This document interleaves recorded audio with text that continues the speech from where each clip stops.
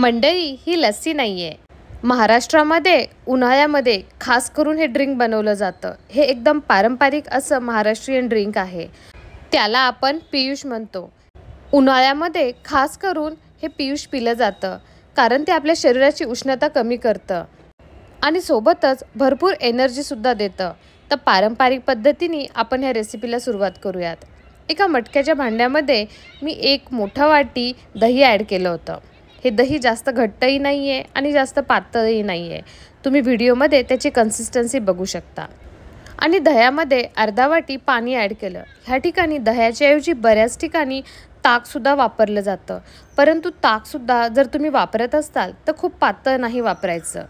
दह्यामध्ये अर्धा वाटी पाणी जरी ॲड केलं असेल तरी दही खूप पातळ नाही झालं.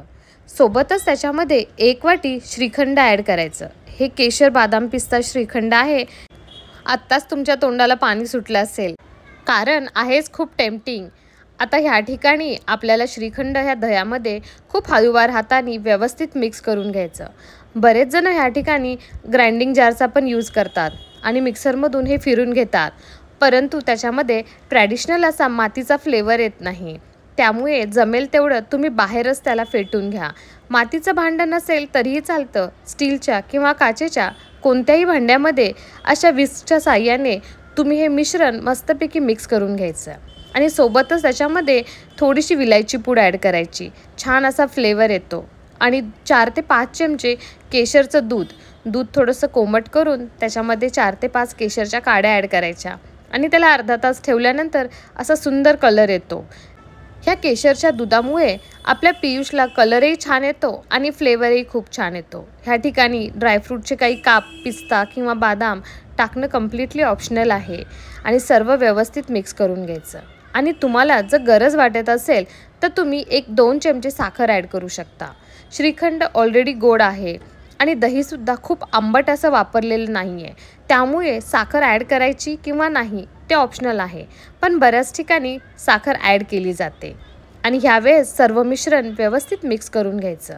थंड दही वापरलेलं आहे, थंड श्रीखंड वापरलेला आहे, त्यामुळे वरतून अशा मी आईस क्यूब्स ॲड नाही केल्यात, परंतु तुम्ही टाकल्या तरीही चालतील.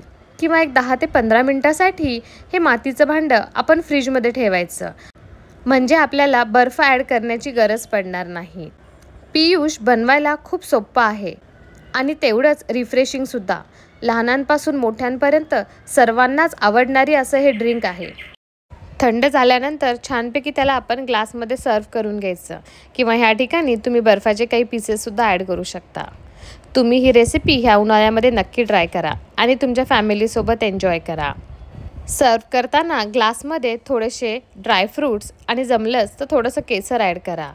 तुम्हाला ही रेसिपी कशी वाटली मला नक्की कमेंट करून कळवा आणि माझ्या चॅनलवर नवीन असाल तर सबस्क्राईब करायला विसरू नका. थँक्यू.